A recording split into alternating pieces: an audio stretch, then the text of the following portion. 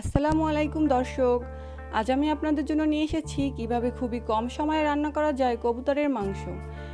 এজন্য আমি প্রথমে একটি বড় সাইজের বাচ্চা কবুতর কেটে ধুয়ে পরিষ্কার করে নিয়েছি, দুটি মাঝারি সাইজের পেঁয়াজ কুচি করে নিয়েছি, আরও নিয়েছি হাফ চা চামচ পেঁয়াজ বাটা, হাফ চা চামচ রসুন বাটা, হাফ চা চামচ আদা বাটা, হাফ চা চামচ টমেটো পেস্ট, দুইটা কাঁচামরিচ, একটা তেজপাতা,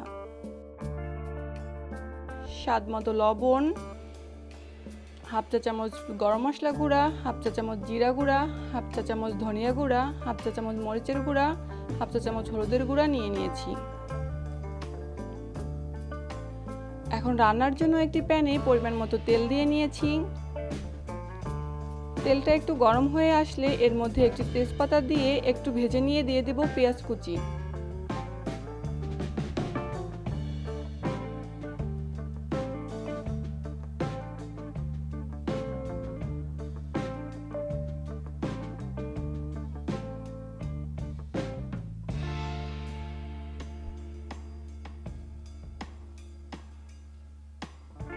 পেঁয়াজটা হালকা ভাজা হয়ে আসলে এর মধ্যে আমি একে একে বাটা মশলাগুলো দিয়ে দিব।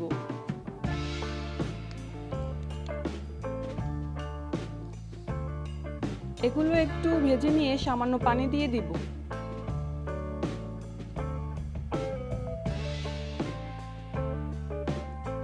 এখন দিয়ে দেব গুঁড়া মশলাগুলো।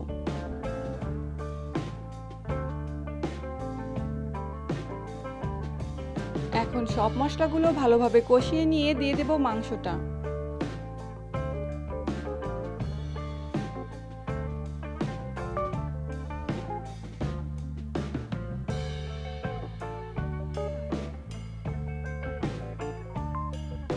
এখন একটু নেড়েচেড়ে 5 মিনিটের জন্য ঢেকে দিব।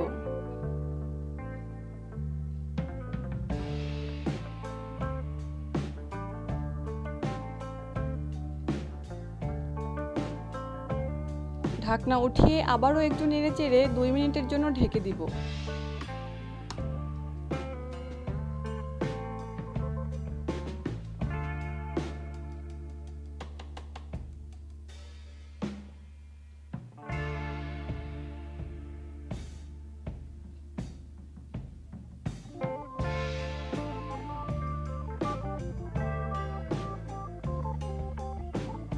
এখন দিয়ে দেব 1 কাপ পানি।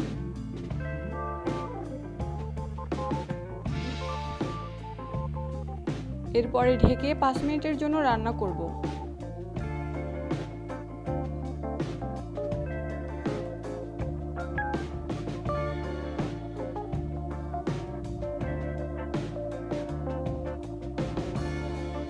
এ পর্যায়ে দিয়ে দেব কাঁচামরিচ।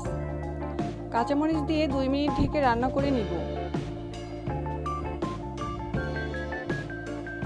এতে করে কাঁচামরিচের একটা সুন্দর ফ্লেভার মাংসের সাথে মিশে যাবে আর মাংসটা খেতেও অনেক সুস্বাদু হবে। এভাবেই হয়ে গেল আমাদের কবুতরের মাংস রান্না।